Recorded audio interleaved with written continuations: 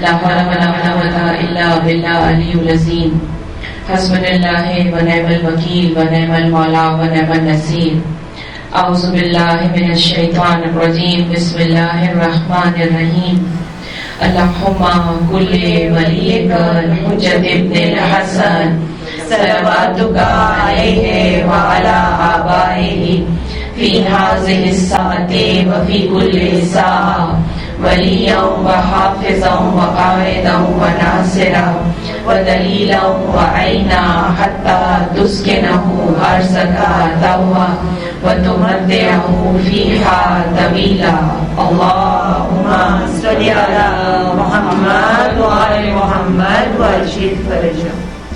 أعوذ بالله من الشيطان الرجيم بسم الله الرحمن الرحيم الحمد لله رب العالمين والصلاة والسلام على سيد الأنبياء والمرسلين خاتم النبيين سيدنا نبينا شفيعنا طبيب قلوبنا أبي القاسم محمد اللهم صل على محمد وآل محمد وأجل فرجه وأهل بيته الطيبين الطاهرين المعصومين المظلومين أما بعد فقد قال الله تعالى في كتابه المبين قوله الحق أعوذ بالله من الشيطان الرجيم بسم الله الرحمن الرحيم ألف لام ميم ذلك الكتاب لا ريب فيه هدى للمتقين صلوات. اللهم صل على محمد وآل محمد وأجل فرجه.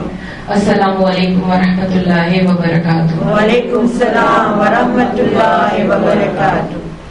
سب سے پہلے ہم اس بات کا شکر ادا کرتے ہیں کہ پروردگار نے ایک دن اور زندگی کا ہمیں دیا کہ ہم اس فرش عذاب پر واپس آ سکیں. یہ سب سے بڑا شکر ہے کہ جب رات کا اندھیرا چھا جاتا ہے، تاریکی آ جاتی ہے اور جب ہم اپنے بستر پر چلے جاتے ہیں اس نیت سے کہ آرام کریں گے اور کل صبح واپس تر و تازہ اٹھ جائیں گے، لیکن اس بات کا یقین نہیں ہوتا کہ صبح واقعی اٹھ پائیں گے کہ نہیں اٹھ پائیں گے. تو خدا کہتا ہے کہ ہر صبح جب اٹھو تو اپنے رب کا بہترین شکر ادا کرو کہ خدا نے تمہیں ایک دن کی اور زندگی عنایت کی، کیونکہ اگر وہ تمہیں رات کو اپنے پاس بلا لیتا تو یہ دن دیکھنا، یہ استغفار کرنا، یہ عبادت کرنا، یہ نیکی کرنا تمہارے حق میں نہیں آتی. تو سب سے پہلے اللہ کا شکر ہے کہ اس نے ہمیں زندگی بخشی، ایک دن اور موقع دیا کہ ہم زیادہ سے زیادہ اپنے گناہوں کا استغفار کر کے اپنے رب کے لیے ایک قدم اور آگے بڑھائیں. جیسا آپ لوگ سب جانتے ہیں کہ ہمارے عشرے کا ایک موضوع ہے، اور موضوع یہ ہے کہ قرآن ہدایت کرتا ہے. قرآن کن لوگوں کے لیے ہدایت کرتا ہے؟ قرآن میں کہا ہے ہدی للمتقین، یعنی متقین کے لیے ہدایت کرتا ہے. اور یہ وہ متقین ہوتے ہیں جو ہدایت کو قبول کرنا چاہتے ہیں. میں نے اس کے متعلق 2 دن سے کچھ جملے پیش کیے ہیں، آج بھی اس موضوع کو ہم آگے بڑھائیں گے. کل کی جو گفتگو تھی وہ یہ تھی کہ متکبر انسان کو، جو تکبر کرتا ہے، جو غرور کرتا ہے، اللہ ان لوگوں کو ہدایت فراہم نہیں کرتا ہے.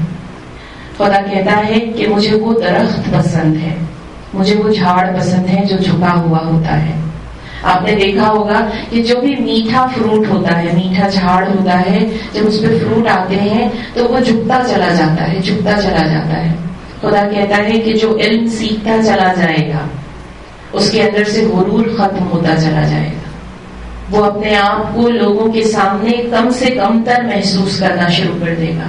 خدا کہتا ہے کہ جو ایسے دل کے ساتھ دنیا میں اپنی زندگی کو گزارتا ہے وہ بہشت میں میرے انبیاء اور اوصیاء کے درمیان ہوگا.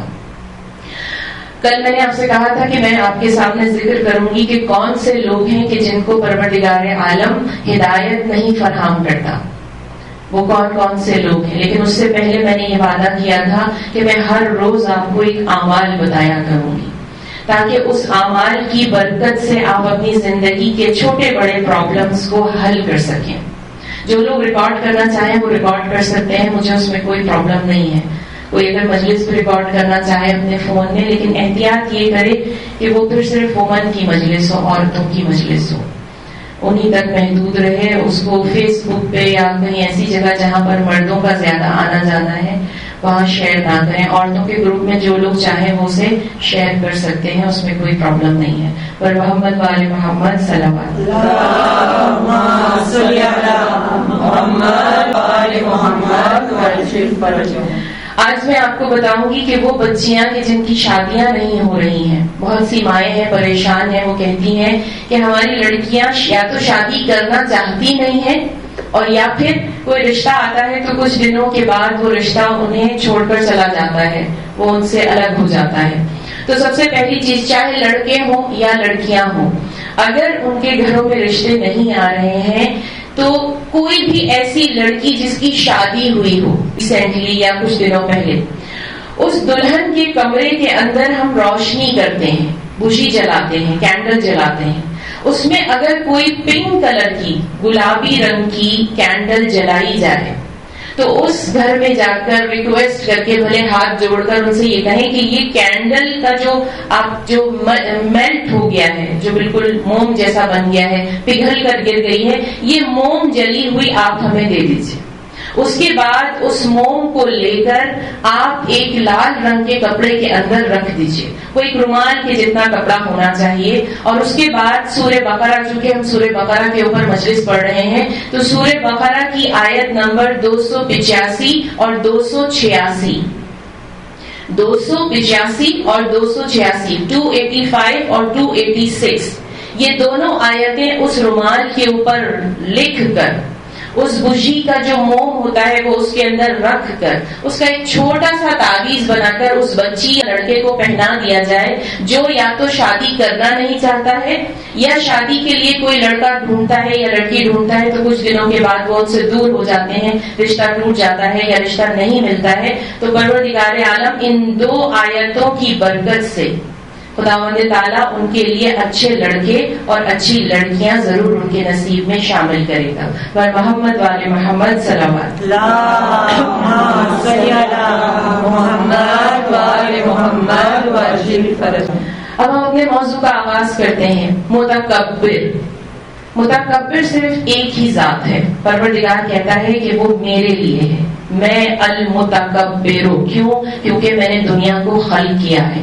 ہر وہ چیز جو اس کائنات میں, اس عرش میں, اس فرش پر, آسمانوں میں, ہر چیز کو اللہ نے خلق کیا ہے. تو جو خلقت کر سکتا ہے, جو روح پھونک سکتا ہے, کسی انسان کو پیدا کر سکتا ہے, کسی چیز کو پیدا کر سکتا ہے, وہ غرور کرنے کا حق رکھتا ہے. میں اور آپ اگر اللہ کی دی ہوئی چیز جو کسی نے ہمیں دی ہے, ہمیں مل جاتی ہے, اور اس کے بعد ہم اب اس پر غرور کرتے ہیں, تو خدا کہتا ہے کہ ایسا شخص رسول خدا صلی اللہ علیہ وسلم صلی علی محمد وآل محمد وعجل فرجہم. رسول خدا صلی اللہ علیہ وسلم ارشاد فرماتے ہیں کہ وہ شخص جو غرور کرتا ہے, جو اپنے آپ کو کچھ سمجھتا ہے, کس کے لیے؟ جو خدا نے ہی اس کو نعمتیں دی ہیں, ان نعمتوں کو اپنے پاس رکھے. تو رسول خدا نے کہا کہ پروردگار نے کہا ہے ایسا شخص 1000 سال کی مسافت کا جو راستہ ہوتا ہے, جنت کی خوشبو ایک مومن کو 1000 سال کا جو راستے کا ڈسٹینس ہوتا ہے وہاں سے محسوس ہوگی. تو جو وہ جو خوشبو آ رہی ہوتی ہے 1000 سال, یعنی جنت ابھی 1000 سال کے راستے پر دور ہے, وہاں سے جو خوشبو آ رہی ہوتی ہے, جو انسان اپنے آپ کو تکبر میں مبتلا کر لیتا ہے, غرور ہو جاتا ہے, مغرور ہو جاتا ہے, اللہ جنت کی خوشبو سے اتنے 1000 سال پہلے کا جو راستہ ہے اس کو دور رکھے گا, اسے بہشت کی خوشبو بھی نصیب نہیں ہوگی. پھر کہا وہ شخص جو اپنے والدین کا نافرمان ہوتا ہے, چاہے ان کی زندگی میں ہو, چاہے ان کے مر جانے کے بعد ہو, اللہ تعالیٰ اسے کبھی بھی بہشت کی خوشبو میں شامل نہیں کرے گا, اور اس کے دل میں ہدایت کے نور کو پیدا نہیں کرے گا. یہ وہ لوگ ہیں جن کے دلوں میں اللہ تعالیٰ نور پیدا نہیں کرے گا, ہدایت نہیں کرے گا. اب جسے ہدایت نہیں کرے گا اس کے ساتھ دشمن بن کر شیطان کھڑا ہو جائے گا. اب کوئی مجھے یا میں اپنی اولاد کو کوئی سکھاون ہی نہیں دوں, اسے کچھ سمجھاؤں ہی نہیں, تو کیا ہوگا؟ جب وہ کچھ اچھی چیز سنے گا ہی نہیں تو جو جو اس کو برائی دکھتی جائے گی وہ اسے قبول کرتا چلا جائے گا. بالکل اسی طرح جب اللہ کسی انسان کو ہدایت کے نور سے الگ کر دیتا ہے، ناراض ہو جاتا ہے، اس کو اپنی زندگی سے نکال دیتا ہے، اپنی رحمتوں سے نکال دیتا ہے، تو پروردگار کہتا ہے کہ اس کے ساتھ ساتھ شیطان چلنا شروع ہو جاتا ہے۔ کہا متکبر وہ شخص ہے جو دنیا میں اپنی ضرورت سے زیادہ عمارتوں کی تعمیر کرتا ہے، صرف اس لیے کہ لوگوں کے سامنے خود کو بہت بڑا ظاہر کر سکے۔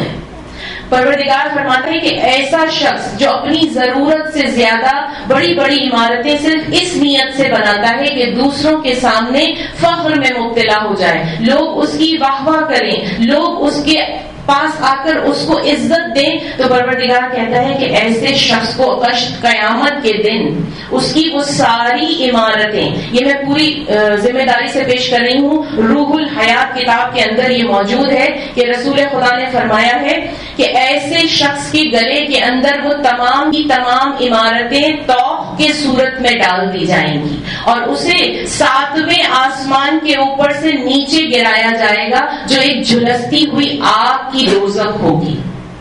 کہا جاتا ہے نا کہ ایک کمرہ بھی آپ کے گھر میں اگر ایکسٹرا ہے، یوز نہیں ہو رہا ہے، تو اس کا بھی خمس دینا ہوتا ہے۔ یہ خمس کی دلیل ہے، خمس صرف کمائے ہوئے پیسے سے نہیں دیا جاتا، خمس کی پوری ڈیٹیل ہے، جا کے خمس کے زمرے میں پڑھیے، جو آغا سستانی کو فالو کرتے ہیں، آغا خمینی کو فالو کرتے ہیں۔ گھر میں رکھی ہوئی ایک ایسی چیز جو آپ کے استعمال میں نہیں ہے، کہتے ہیں اس کے اوپر بھی خمس دیا جاتا ہے۔ سوچئے کہ اگر ہم اپنی ضرورت سے زیادہ چیزیں رکھیں گے تو اللہ کے گھر میں جا کر کتنا جواب دینا پڑے گا۔ لیکن اس میں ایک شرط ہے کہ اگر آپ کی نیت یہ ہے کہ اس چیز سے آپ کسی کی مدد کریں گے، کسی کے کام آئیں گے، کسی کو روزی فراہم کریں گے، کسی کے لیے مدد اور ہیلپ کا ذریعہ بنیں گے، تو وہی دولت آپ کے لیے رحمت اور نعمت بن جائے گی۔ لیکن اگر فخر کی نیت سے کریں گے تو پروردگار کہتا ہے کہ یہ تمہارے گلے میں توق کی طرح ڈالا جائے گا۔ ایسے شخص کو اللہ تعالی غرور متکبر کہتا ہے۔ پھر کہا کہ وہ انسان جو اپنے کپڑوں کو پہننے کے بعد جھٹک کر چلتا ہے، ایسے پھیلا کر چلتا ہے جس سے احساس ہو کہ یہ مغرور ہے۔ سمجھانے کے لیے میں آپ کو یہ بتا رہی ہوں کہ یہ جو کیٹ واک کرتی ہیں عورتیں، ریمپ واک کرتی ہیں عورتیں، یہ جب اپنے کپڑوں کو پھیلاتی ہیں تو یہ محسوس کرا رہی ہوتی ہیں کہ یہ بہت مغرور ہیں، بہت خوبصورت ہیں، ان جیسا لباس کسی نے نہیں پہنا ہے۔ خدا کہتا ہے ایسے لوگوں کو میں فرعون کے ساتھ محشور کروں گا۔ وہ لوگ جو اپنی چیزوں کو فخر و مباح کے ساتھ، فخر کے ساتھ، غرور کے ساتھ لوگوں کے سامنے پیش کرتے ہیں، کیونکہ سب سے پہلا فرعون ہی تھا جو اپنی دولت، اپنے شہرت، اپنی قیمتی چیزوں کے فخر میں مبتلا تھا اور اللہ نے اسے زمین بوس کیا تھا۔ تو پروردگار کہتا ہے ایسے لوگوں کو میں اس کے ساتھ محشور کروں گا۔ یعنی کسی بھی طرح سے آپ نے اپنے آپ کو فخر و مباح میں مبتلا نہیں کرنا ہے۔ کپڑے پہنے تو نیت کریں کہ پروردگار تو نے دیا تھا، رزق حلال ہے میرا، میں نے یہ نعمت خریدی ہے، تو نے کہا ہے اچھے کپڑے پہنو، میں نے پہنے ہیں، لیکن تیری رضا کے لیے، تیری عبادت کے لیے، تجھے خوش کرنے کے لیے، نہ کہ کسی غریب کا دل توڑنے کے لیے۔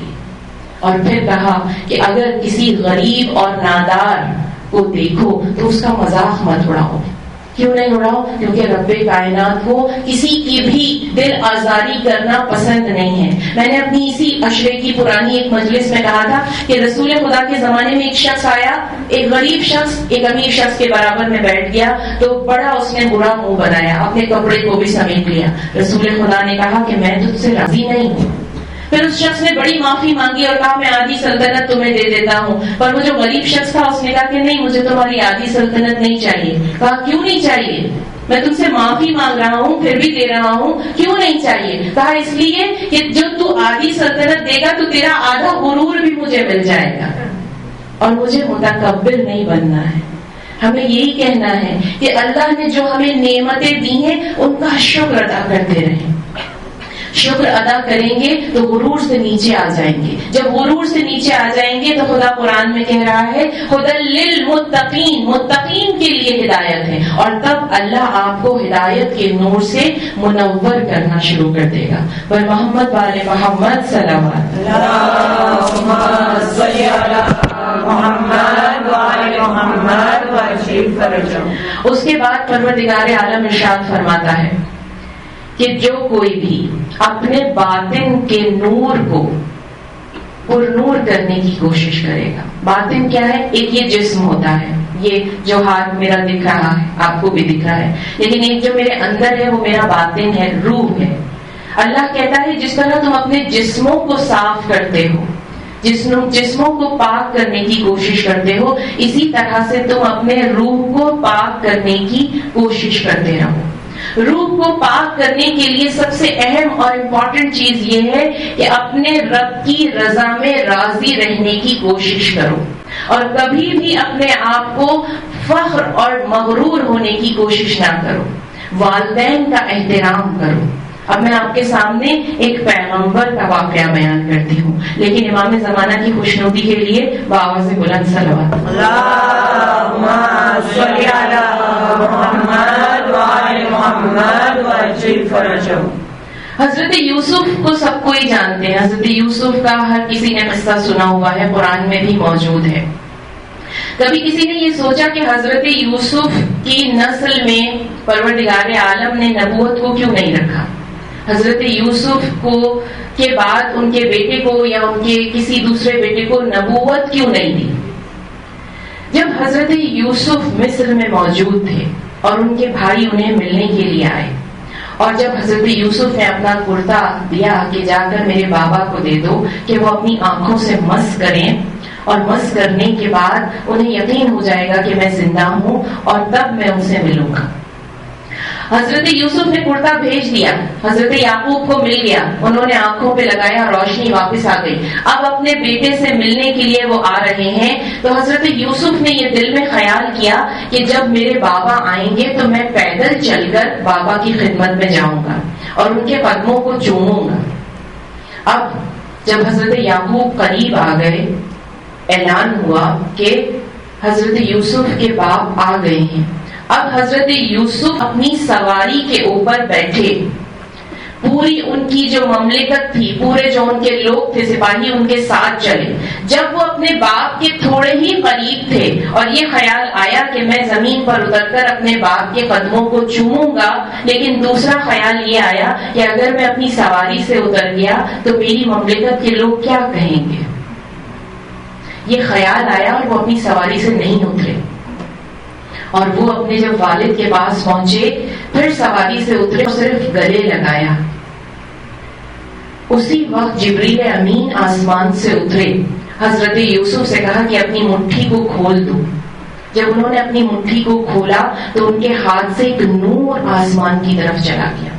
حضرت یوسف نے پوچھا کہ یہ کیسا نور تھا، یہ کیا چیز تھی؟ کہا کہ تمہارے دل میں ایک متکبرانہ خیال آ گیا تھا، تم نے خود کو کوئی ایسی چیز سمجھا، پروردگار کو یہ تمہاری ادا پسند نہیں آئی، اس لیے تمہاری نسل میں سے پروردگار عالم نے نبوت کے نور کو نکال کر پھینک دیا ہے. جب اللہ پیغمبر کے غرور کو پسند نہیں کرتا تو ہم جیسے گنہگاروں کے غرور کو پروردگار کیا پسند کرے گا؟ کیا حیثیت ہے ہماری؟ ہمیں ہر روز اپنے رب کے سامنے عاجزی سے جھکنا ہے، لوگوں کے سامنے عاجزی سے جھکنا ہے، تاکہ اللہ کا نور ہمارے دل میں پیوست ہونا شروع ہو جائے. اور حضرت یوسف کے بعد ان کے بھائی کے شکم میں یہ نور منتقل ہوا. کیوں منتقل ہوا تھا؟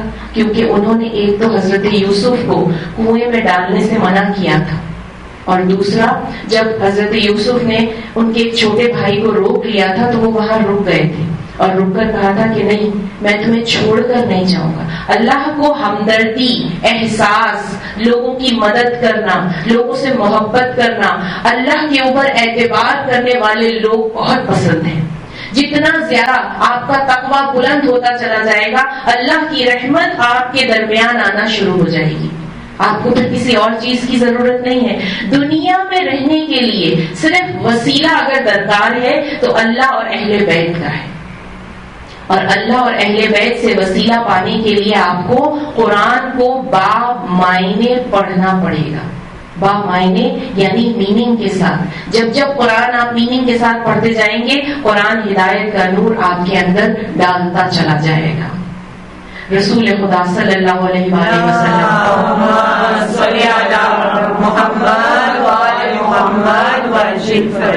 رسول خدا صلی اللہ علیہ وآلہ وسلم ایک جگہ سے گزر رہے ہیں. یہ ساری حکایتیں یہ سارے واقعات میں آپ کے سامنے اس لیے ریسرچ کر کے پیش کرتی ہوں تاکہ جو میں موضوع آپ کے سامنے دے رہی ہوں اس کو آپ اچھی طرح سے سمجھ سکیں. اگر میں بہت علمی گفتگو کروں گی, علمی بات کروں گی آپ کے سامنے تو بہت سارے بچے اور بچیاں یا بڑی جو عمر کی عورتیں ہوتی ہیں ان کو سمجھ نہیں آئے گی. تو ہمیں اپنی بات سمجھانے کے لیے اس کا سہارا لینا پڑتا ہے. رسول خدا ایک جگہ سے گزر رہے ہیں, دیکھا کہ بہت سارا مجمع ہے, بہت سارے لوگ کھڑے ہوئے ہیں اور کھڑے ہو کر کچھ لوگوں کا تماشا دیکھ رہے ہیں, ایک آدمی کا تماشا دیکھ رہے ہیں. رسول خدا نے فرمایا کہ تم ان لوگوں کا تماشا کیوں دیکھ رہے ہو, کیا ہے یہ, کیا تماشا ہے؟ کہا کہ یہ مجنون ہے, دیوانہ ہے, پاگل ہے, ہم یہاں آ کر اس کا تماشا دیکھ رہے ہیں. رسول خدا نے مسکرا کر فرمایا مجنون اور پاگل یہ نہیں بلکہ تم ہو. تو لوگوں نے کہا کہ کیوں, مجنون اور پاگل ہم کیسے ہو گئے؟ کہا اس لیے کہ یہ مجنون اور پاگل اللہ کی مرضی سے ہوا ہے, اس میں اس کا کوئی ہاتھ نہیں تھا. لیکن تم جو اپنے آپ کو بہتر سمجھ رہے ہو اللہ کے سامنے اصل میں تم ہی دیوانے ہو, تم ہی مجنون ہو, تم ہی پاگل ہو. یعنی رسول خدا کیا سمجھانا چاہ رہے ہیں کہ خود کو اندر ہی اندر بہتر سمجھنے والا اللہ کی نظر میں پاگل ہے, مجنون ہے, دیوانہ ہے. اس لیے کبھی اس شرک کے اندر مبتلا نہ ہو جائیں, ہمیشہ اپنے آپ کو دوسروں سے کم تر سمجھیں.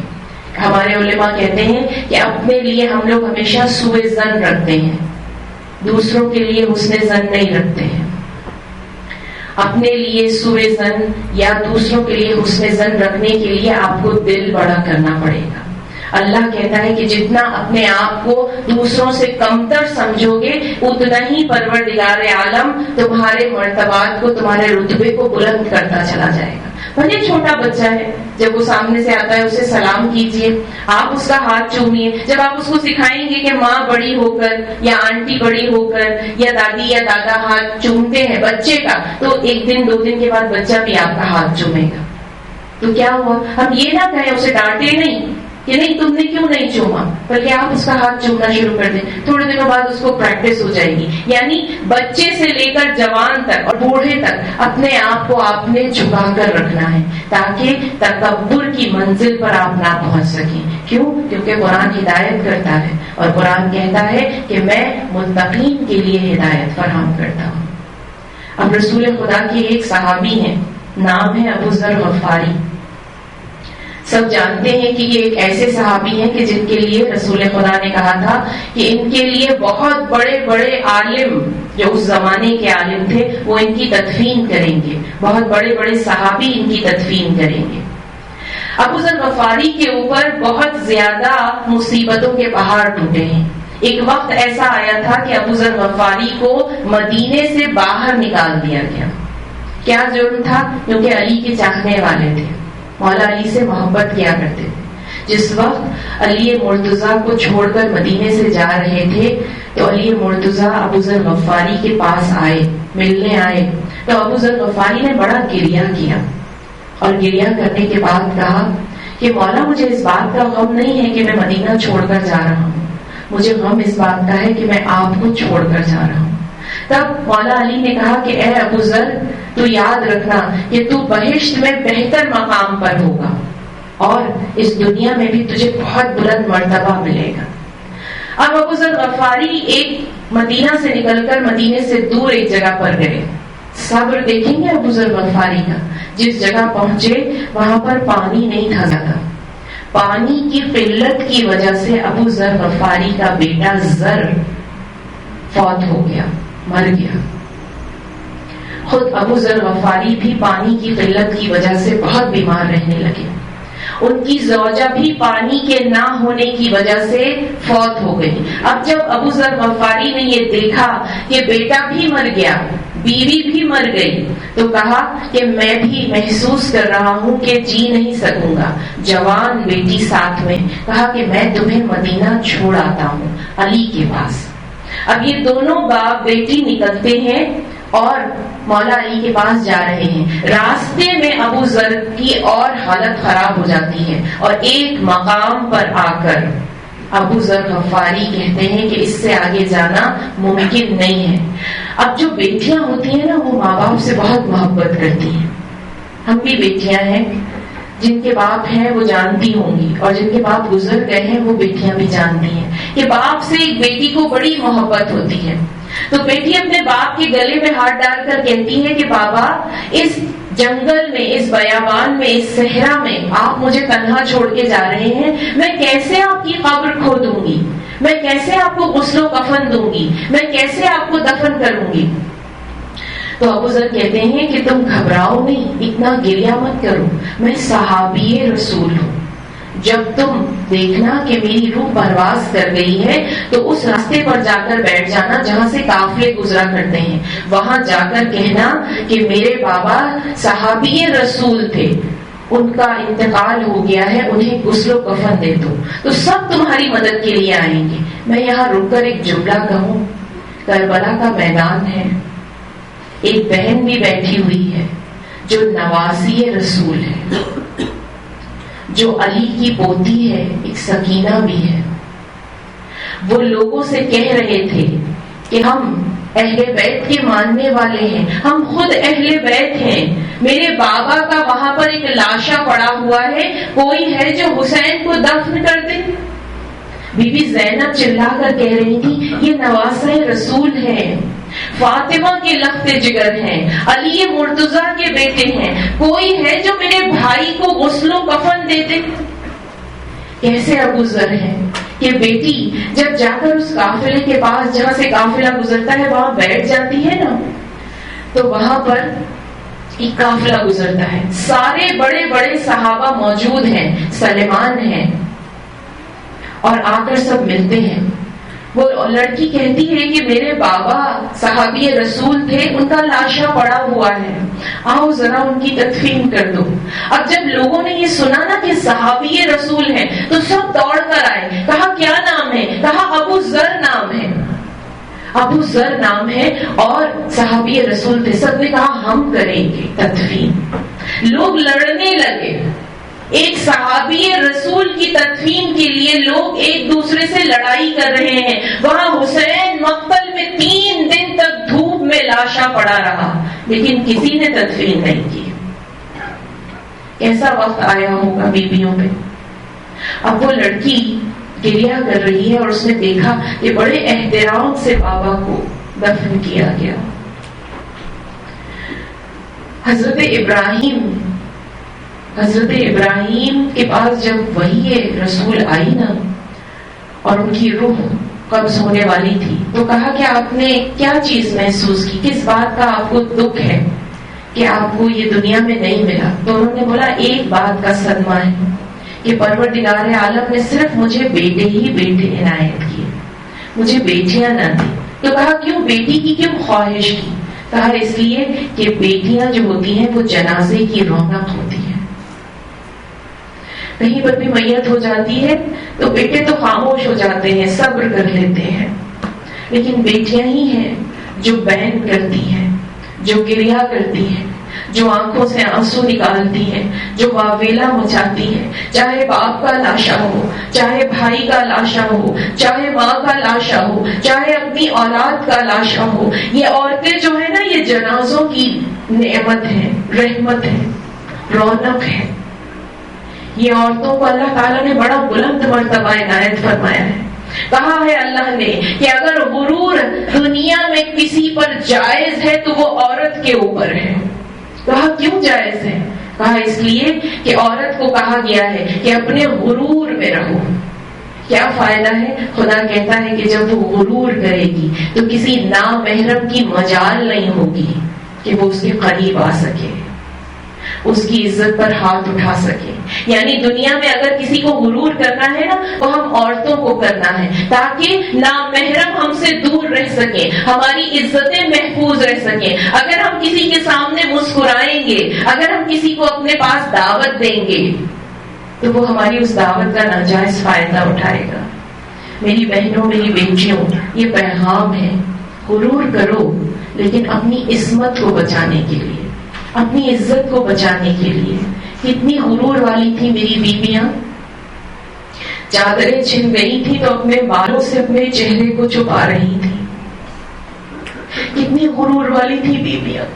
اس میں سے کتنی بیویاں ہیں, مقتل میں لکھا ہے, حدیث کربلا میں لکھا ہے کہ بہت سی ایسی بیویاں تھیں جو اس غم میں مدینہ جا کر کچھ ہی مہینوں میں انتقال کر گئیں کہ انہیں یہ صدمہ تھا کہ ان کے چہروں کو نامحرموں کی محفلوں میں لایا گیا.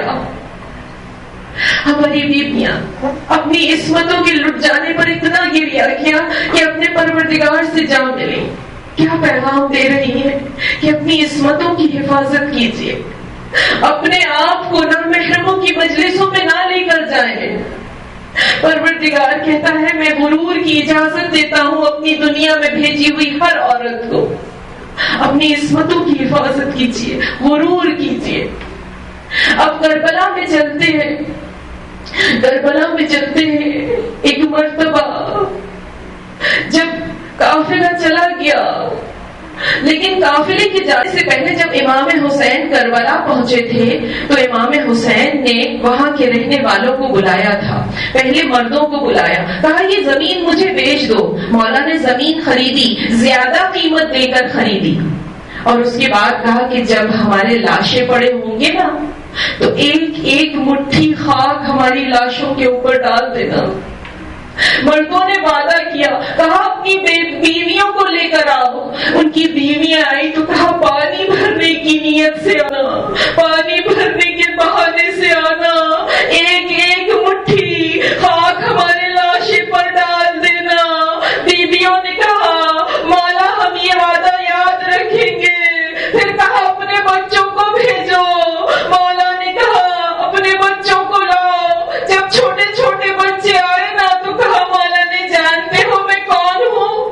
بچوں نے کہا ہم نہیں جانتے ہیں. کہا میں سکینہ کا بابا ہوں, میں فاطمہ الزہرا کا بیٹا ہوں, میں علی مرتضیٰ کا لخت جگر ہوں, میں رسول خدا کا نواسا ہوں. جب ہمارے لاشیں یہاں پڑے ہو نا تو ایک ایک خاک مٹھی اٹھا کر ہمارے لاشوں پہ ڈال دینا. ایک مرتبہ مقتل ہو گئی ہے, لوگ چلے گئے ہیں, 3 دن تک میرے مولا دھوپ میں لاشا, بے گورو کفن. ایک بی بی حسین کی لاشی پر بیٹھ کر گریا کرتی رہی, ہائے میرا لال. تپتی ہوئی دھوپ, اتنی تپتی ہوئی دھوپ میں میرے بیٹے کا لاشا رکھا ہوا ہے. ایک مرتبہ کربلا میں وہاں جو بیویاں وعدہ کر کے گئی تھی اپنے شوہروں سے کہنے لگی 3 دن سے لاشیں دھوپ میں پڑے ہوئے ہیں, آؤ انہیں دفنا دیتے ہیں. پر جانتے ہیں ان کے مردوں نے کیا کہا؟ نہیں ہم نہیں جا سکتے. عبید اللہ ابن زیاد نے کہا ہے جو لاشیں دفن کرے گا اسے قتل کر دے گا. عورتوں سے رہا نہ گیا, کہا ہمیں اجازت دو ہم دفن کریں گے. ارے بیویاں میں سلام کرتی ہوں. شوہروں کو شرم آئی, کہا چلو ہم چل کر دفن کرتے ہیں. ایک مرتبہ مقتل میں آئے تو دیکھا لاشیں تو ہیں مگر سر نہیں ہے. بیویوں سے کہنے لگے کس کا لاشا ہے, کون باپ ہے, کون بیٹا ہے. ابھی یہ سوچ ہی رہے تھے کہ دور سے ایک گھوڑ سوار نظر آیا. اجرکم اللہ, اجرکم اللہ. میرے مولا سجاد معجزے سے مقتل میں پہنچے. ابھی قریب پہنچے تو کہنے لگے میں بتاتا ہوں کہ کس کو کہاں دفن کرنا ہے. کہا یہ میرے بابا کے سچے صحابی, یہ میرے بابا کے 2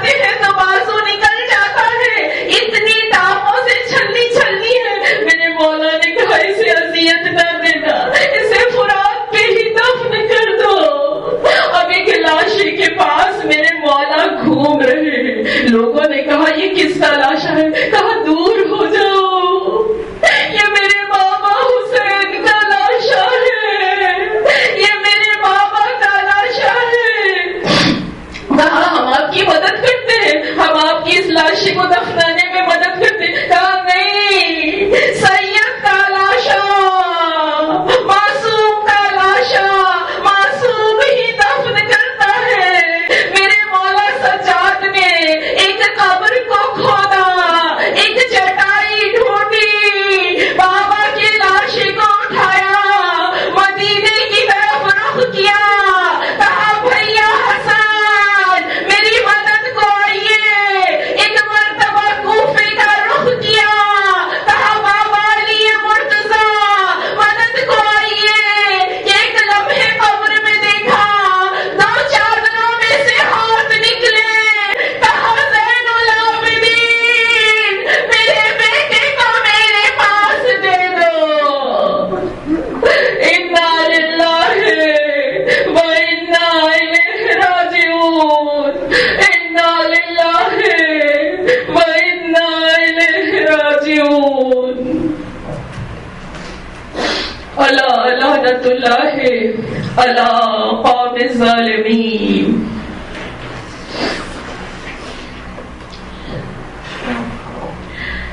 بار الہ تجھے واسطہ دیتے ہیں محمد و آل محمد کا، پروردگار عالم ہماری اس چھوٹی سی عبادت کو قبول و مقبول فرما لے۔ پروردگار عالم تجھے واسطہ دیتے ہیں غربت امام زین العابدین کا، جہاں جہاں جو بیمار ہیں بیمار کربلا کے صدقے میں ان کی بیماریوں کو دور فرما دے۔ پروردگار عالم تجھے واسطہ دیتے ہیں سیدہ کی چادر کا، پروردگار عالم ہم سب ماؤں بہنوں کو باحجاب رہنے کی توفیق عنایت فرما دے۔ پروردگار عالم اس محفل میں اس فرش عزا پر جو جو امید لے کر آیا ہے اس کی حاجت ہے، پروردگار اس کی ساری شرعی جائز حاجات قبول و مقبول فرما لے۔ پروردگار عالم امام زمانہ کے ظہور میں تعجیل فرما دے، ہمیں ان کے لشکر میں شامل فرما دے۔ ماتم حسین